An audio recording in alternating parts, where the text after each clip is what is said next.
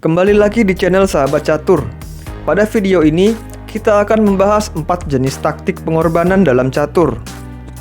Langsung saja kita mulai. Yang pertama adalah exchange sacrifice. Exchange sacrifice dalam bahasa Indonesia adalah pengorbanan tukar. Maksudnya adalah kita melakukan pengorbanan perwira kita dengan cara menukarkan perwira kita dengan perwira lawan yang bernilai lebih kecil untuk memperoleh keuntungan berupa serangan yang dapat menekan raja lawan dan memberikan ancaman skakmat. Misalnya saja benteng kita ditukar dengan kuda atau gajah lawan, dan dari pertukaran tersebut, walaupun kita kalah materi, namun kita mendapatkan keuntungan dalam hal serangan. Contohnya dalam posisi ini, putih memainkan G4 dan mengira kuda hitam akan kembali ke F6. Namun perhatikan di sini, hitam memiliki sepasang gajah, benteng di C4, dan menteri di A5. Semuanya sedang memberikan tekanan yang mengarah ke pertahanan raja putih. Kuda putih di C3 adalah perwira putih yang sedang menahan tekanan dari 4 perwira hitam tersebut. Jadi hitam mempertimbangkan untuk melakukan exchange sacrifice.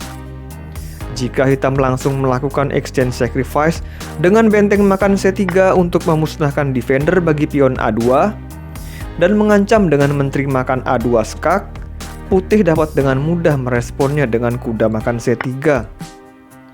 Dan setelah gajah makan kuda, menteri makan gajah, memberikan jalan kabur bagi raja putih ke D2.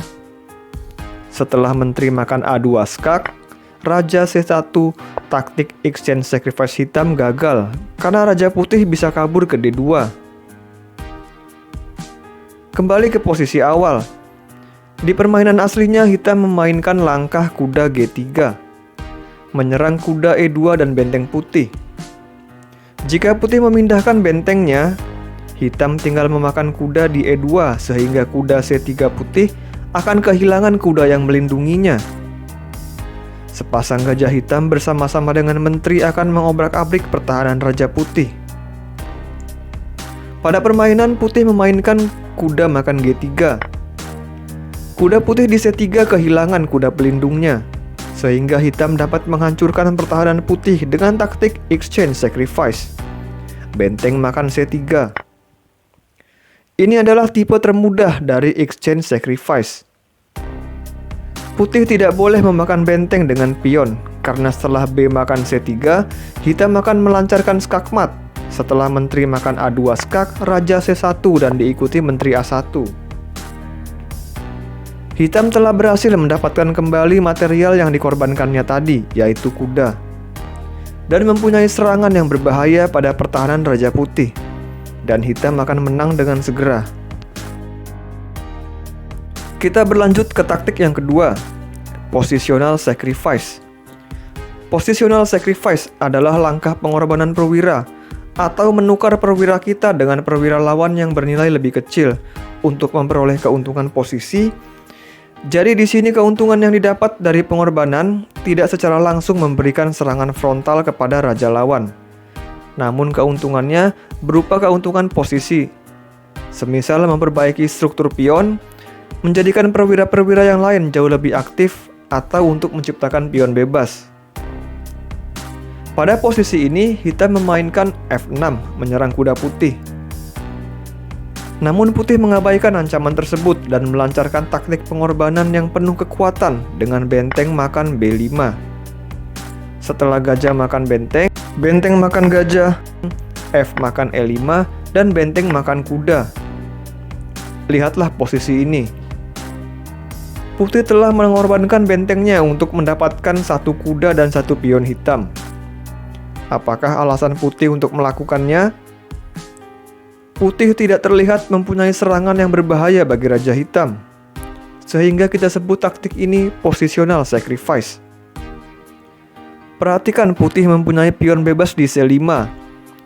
Sepasang gajah putih sama-sama mengarah ke sayap menteri hitam, dan benteng putih sedang memberi ancaman pada pion A7 hitam. Sebaliknya, sebagian besar perwira hitam dalam keadaan pasif dan masih berada di baris paling belakang. Putih pun mendapatkan keuntungan posisional dari pengorbanannya tadi. Setelah benteng C7 untuk melindungi pion A7, putih mendorong pion ke C6, menguasai ruang gerak yang lebih luas dan menambah tekanan pada pion A7 lewat gajahnya, dan akan menciptakan pion bebas lainnya di lajur A. Semua buah catur putih saling bekerja sama dengan baik, dan benteng hitam tetap dalam keadaan pasif.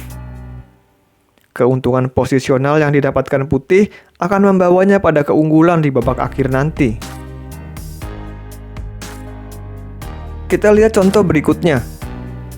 Taktik positional sacrifice tidak hanya bisa dimainkan untuk menyerang, namun juga bisa untuk bertahan.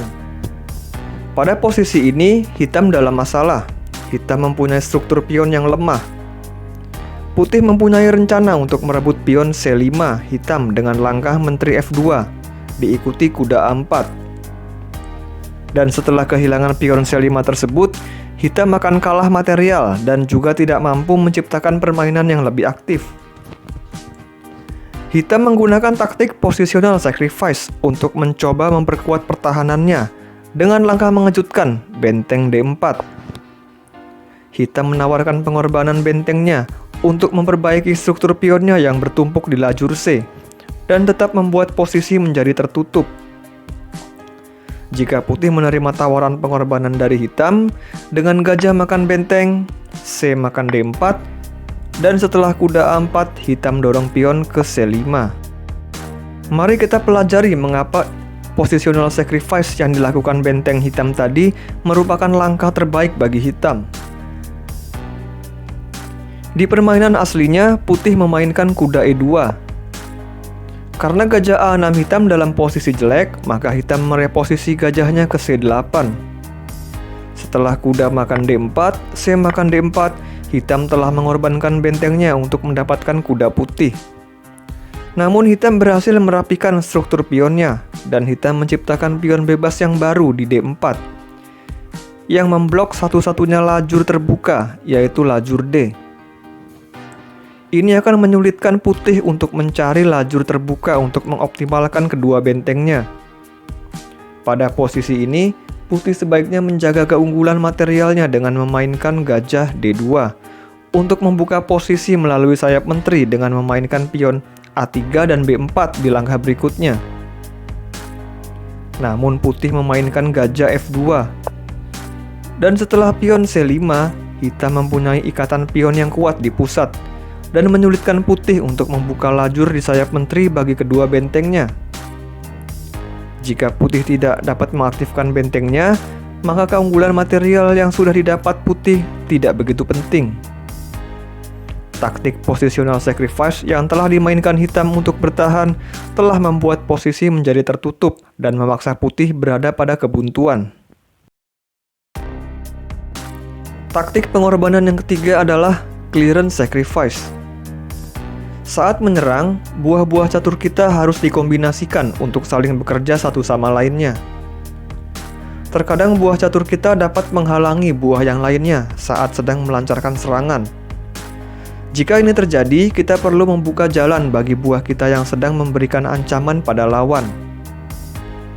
Pada posisi ini, benteng dan gajah putih terlihat tidak aman di depan raja hitam. Jika pada petak G7 tidak ada gajah putih, putih dapat langsung menskakmat hitam dengan menteri makan H7. Di sini pun putih melakukan taktik clearance sacrifice dengan langkah gajah H8. Putih telah membuka baris ke-7 untuk memberi ancaman skakmat dengan menteri makan H7, sehingga hitam tidak bisa mengambil gajah putih ini. Setelah raja makan benteng, dapatkah kalian menemukan langkah paksaan untuk dapat skakmat dalam dua langkah? Yaitu menteri makan F6 skak. Setelah raja G8, menteri G7 skakmat. Kita lihat contoh lainnya dari taktik clearance sacrifice.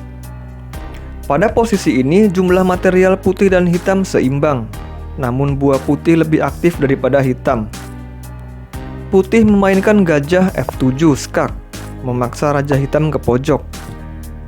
Raja hitam sekarang tertahan pada baris paling belakang.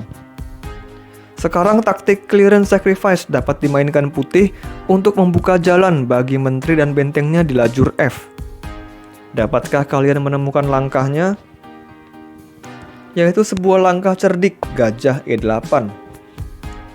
Gajah tersebut mengosongkan petak F7 untuk membuka serangan dari menteri putih pada lajur F, dan juga menghalangi benteng D8 hitam terhadap penjagaannya pada gajah F8.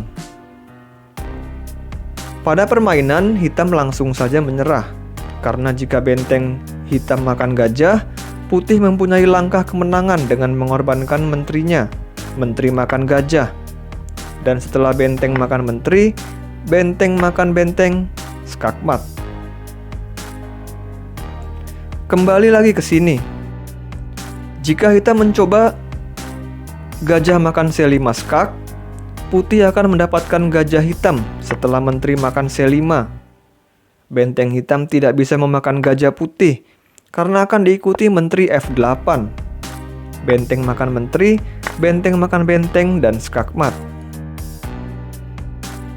Kita lanjut ke taktik yang keempat, yaitu square clearance.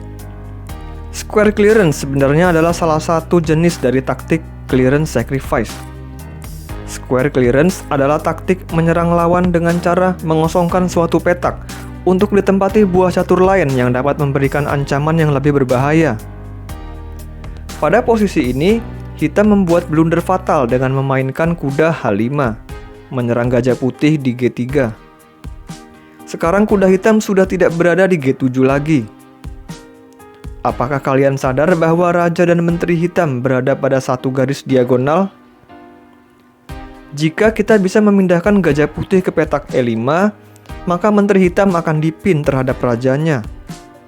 Dapatkah kalian menemukan ide taktik square clearance bagi putih? Putih dapat memainkan benteng makan kuda H5. Putih mendapatkan kuda hitam dan mengosongkan petak E5 untuk ditempati gajahnya nanti. Sebuah ancaman yang tidak bisa dihentikan hitam. Jika hitam mengambil benteng putih, gajah putih langsung saja menempati E5 dan memberikan pin pada menteri hitam terhadap rajanya. Dan jika hitam melakukan langkah lain untuk menyelamatkan menteri dan rajanya, maka benteng putih dapat melarikan diri dan putih mendapatkan kuda hitam di H5 tadi secara gratis. Kita telah mempelajari 4 jenis taktik pengorbanan. Taktik-taktik tersebut adalah taktik tingkat lanjut yang sering dimainkan banyak pecatur profesional. Semoga setelah mempelajarinya, teman-teman dapat menerapkannya dalam permainan sehingga meningkatkan kemampuan taktis kalian. Sekian pembahasan pada video ini, semoga memberikan manfaat bagi kita semua. Jika kalian menyukai pembahasan dan analisis pada video ini, silakan like video ini dan subscribe juga channel Sahabat Catur agar channel kami dapat lebih berkembang dan bermanfaat bagi seluruh penggemar catur di Indonesia. Terima kasih telah menyaksikan dan sampai jumpa.